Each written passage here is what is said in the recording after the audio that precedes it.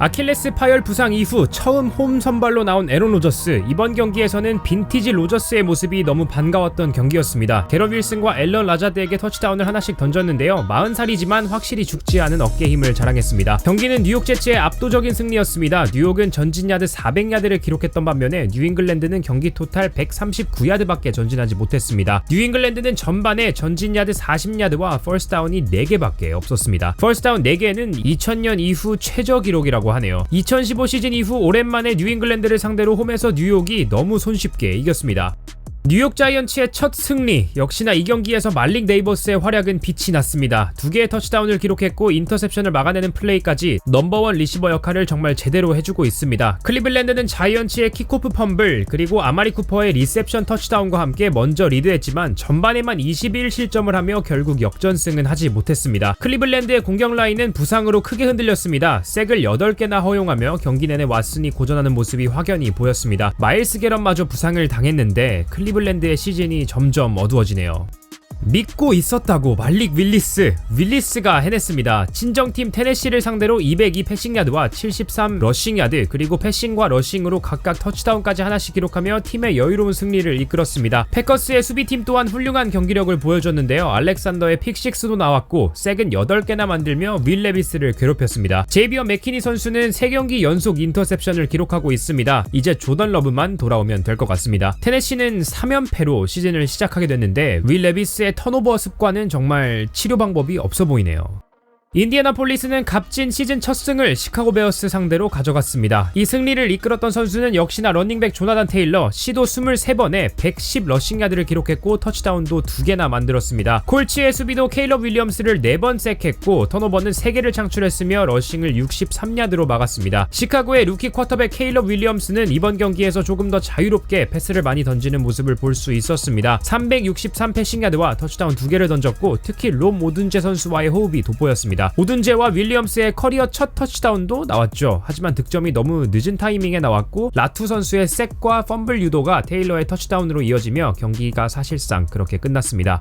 미네소타가 시즌을 3연승으로 시작합니다. 샘 다놀드가 터치다운 패스를 무려 4개나 던지며 휴스턴 수비를 압도했습니다. 에런 존스도 148 스크리미지 야드를 기록했고 저스틴 제퍼슨도 6개의 캐치와 81야드 터치다운 하나를 기록했는데 역시나 이 경기의 주인공은 미네소타 수비였습니다. 경험에 비해 상당히 노련한 플레이를 많이 보여주는 스트라우드도 복잡한 플로레스의 수비 전술을 뚫지 못했습니다. 인터셉션은 2개, 색을 4번이나 당했습니다. 그리나드 선수는 친정팀 휴스턴을 상대로 색을 3개나 기록했습니다.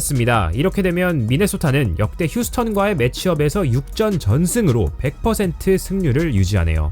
뉴올리언스의 득점 행진은 여기서 멈춥니다. 지난주 드롭 실수로 애틀란타의 역전 드라이브를 허용했던 세관 바클리가 이 경기에서는 클러치 퍼포먼스로 만회했습니다. 17번의 시도와 147 러싱야드, 터치다운 2개, 2번의 득점 모두 4쿼터에 나왔습니다. 경기 내용적인 면에서 필라델피아가 전진야드 460대 219로 압도했다고 볼 수 있는데 시리아니 감독의 여러 판단 미스와 뉴올리언스의 결정적인 수비 플레이들로 3쿼터 종료 시점까지 득점이 단 1점도 없었던 필라델피아가 극적으로 경기를 이겼습니다.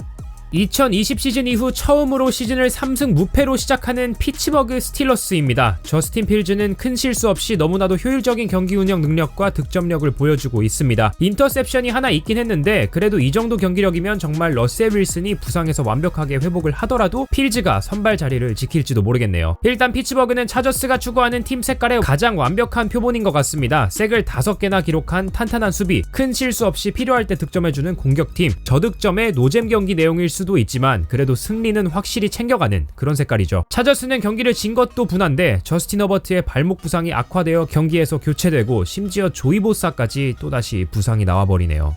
그렇게 핫하던 팀 템파베이 버커니어스는 홈에서 덴버에게 무너졌습니다. 보닉스의 커리어 첫 터치다운 패스는 나오지 않았지만 러싱으로 하나를 만들었고 맥러플린의 터치다운 런과 러치의 성공적인 필드골 4개로 이겼습니다. 템파베이의 공격팀은 정말 무기력하게 무너졌습니다. 총 전진 야드는 223야드, 색을 7번이나 당했고 인터셉션까지 있었습니다. 특히 4쿼터에는 다운에 의한 턴오버와 케이드 오튼 선수의 펌블까지 나오며 패배의 쓴맛을 올 시즌 처음으로 보게 됐네요.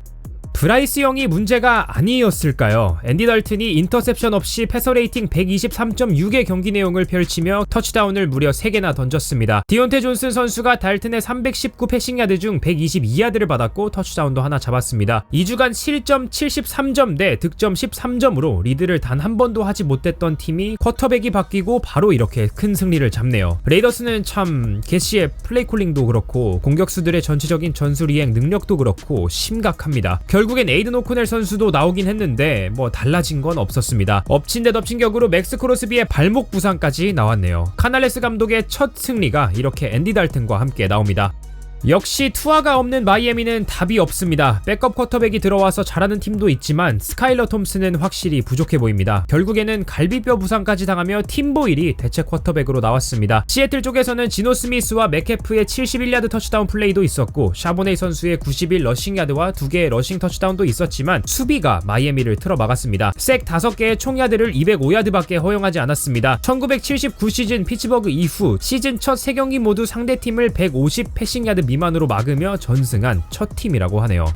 또 볼티모어가 4쿼터에만 온사이드 킥과 19점을 내주며 리드를 뺏길 뻔했는데 이번엔 그래도 지켰습니다. 댈러스를 상대로 3점차 승리를 가져갑니다. 데릭 헨리 선수의 활약이 단연 돋보였습니다. 151 러싱야드와 터치다운 2개, 파워풀한 러싱과 긴 터치다운 런, 그리고 스티프 알미 인상 깊었던 경기였습니다. 라마 잭슨 선수도 87 러싱야드를 더하며 팀 총합 274야드나 러싱으로 전진했습니다. 4년 만에 댈러스는 홈에서 연패를 했습니다. 프레스콧은 379야드나 던지긴 했는데 러싱 어택의 도움을 전혀 받지 못했습니다. 그 와중에도 브랜든 오브리 선수는 NFL 최고 기록보다 단 1야드 짧은 65야드 필드골을 성공시켰네요. 스태포드와 램스의 엄청난 역전승이 디비전 라이벌 샌프란시스코를 상대로 나왔습니다. 후반에만 14점 차로 뒤지고 있던 LA 램스가 카이렌 윌리엄스의 활약과 카티 선수의 클러치 필드골로 인해 승리를 가져갔습니다. 윌리엄스는 러싱으로 터치다운 2개 그리고 리셉션으로도 1개를 득점했습니다. 49너스는 디보 사무엘과 CMC가 없는 상황에서 아이육 선수에게 기대보려 했는데 오히려 주안 제닉스 선수가 빛났습니다. 11개의 캐치, 175 리셉션 야드 그리고 터치다운 3개. 샌프란시스코가 경기를 이겼다면 게임볼은 분명히 제닝스가 가져갔을 텐데 무디 선수의 필드골 미스도 그렇고 경기 클러치 타임에 나온 드롭 패스와 패스방의 페널티까지 램스에게 경기를 그냥 내줘버린 샌프란시스코였습니다. 지난주에 너무나도 분위기가 좋았던 애리조나, 이번 주에는 디트로이트에게 막혔습니다. 디트로이트의 러싱이 완전히 살아났습니다. 총 187 러싱야드, 몽고메리가 105야드, 그리고 깁스가 83야드를 달렸습니다. 전반에는 고프 선수의 엄청난 경기력으로 연속 14개의 패스 성공과 20득점을 모두 전반에 다 했습니다. 후크 앤 레더 플레이도 너무 재미있게 잘 봤네요. 후반에 추가 득점을 하지는 못했는데 그래도 디트로이트의 수비가 애리조나를 4쿼터 필드골 득점 외에는 완벽하게 막아내며 강한 수비력을 자랑했습니다. 반면에 애리조나는 기회가 꽤 있었는데 아쉽게도 승리를 가져가지는 못했네요. 캔자스시티는 또 어떻게든 이겨냅니다. 참 대단하죠. 라시라이스의 커리어 하이 12개의 캐치가 돋보였던 경기였는데 수비가 애틀란타를 4쿼터 결정적인 순간에 레드존에서 2번이나 막아내며 저력을 보여주기도 했습니다. 마홈스의 217 패싱야드와 2개의 패싱 터치다운 그리고 인터셉션까지 경기력이 훌륭하지는 않았지만 파체코 없이 경기를 잘 풀어나갔습니다. 애틀란타는 공격 라인맨 2명이 부상으로 경기에서 나갔고 카일 피츠에게 가해졌던 컨택으로 패스방에 페널티가 나올 법한 플레이에서 페널티가 나오지 않으며 좌절했습니다. 저스틴 시몬스의 커리어 6번째 마홈스를 상대로 한 인터셉션이 나왔는데도 4쿼터의 기회를 살리지 못하며 정말 아쉽게 졌네요. 버팔로 무섭습니다. 아무리 제규어스의 경기력이 현재까지 안 좋았다고 하더라도 이렇게 압도적으로 이길 줄은 몰랐네요. 앨런의 패서 레이팅은 142.1, 거의 완벽에 가까웠던 경기 내용을 보여줬습니다. 터치다운을 4개를 던졌는데 샤키르 선수에게 하나, 킹케이드에게 하나, 타이 존슨 그리고 키온 콜먼 선수에게까지 골고루 던져줬습니다. 패스들도 정말 아름다운 궤적을 그리는 완벽한 패스들이었죠. 수비도 색을 총 5개나 만들었고 야드는 총 239야드밖에 내주지 않으며 엄청난 경기력을 보여줬습니다. 정말 처음부터 끝까지 압도적이었습니다. 반면에 잭슨빌은 이거 큰일 났네요. 로렌스도 너무 불안해 보이고 공격 리듬이 전혀 잡히지 않고 있습니다. 앞으로의 시즌에 대한 기대가 커지기는커녕 걱정만 늘어나네요.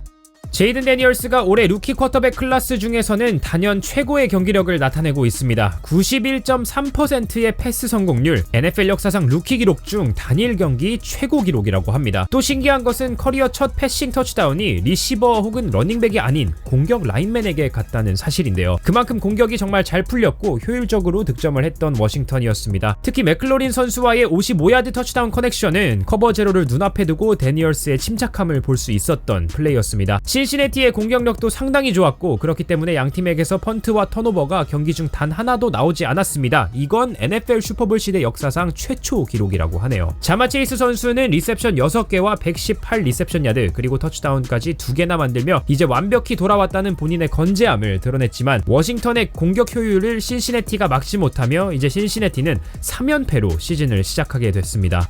이번 주도 참 예측하기 어려운 한 주였습니다. 하지만 정말 재밌었습니다. 다음 주에는 드디어 픽다운님이 해설에 합류하게 되셔서 제가 금요일과 화요일 Thursday Night Football과 Monday Night Football 경기만 해설하게 됩니다. 쿠팡 플레이 중계와 오늘 밤 10시 리뷰 라이브에도 많은 관심 부탁드리며 저는 이만 인사드리겠습니다. 시청해주셔서 감사합니다.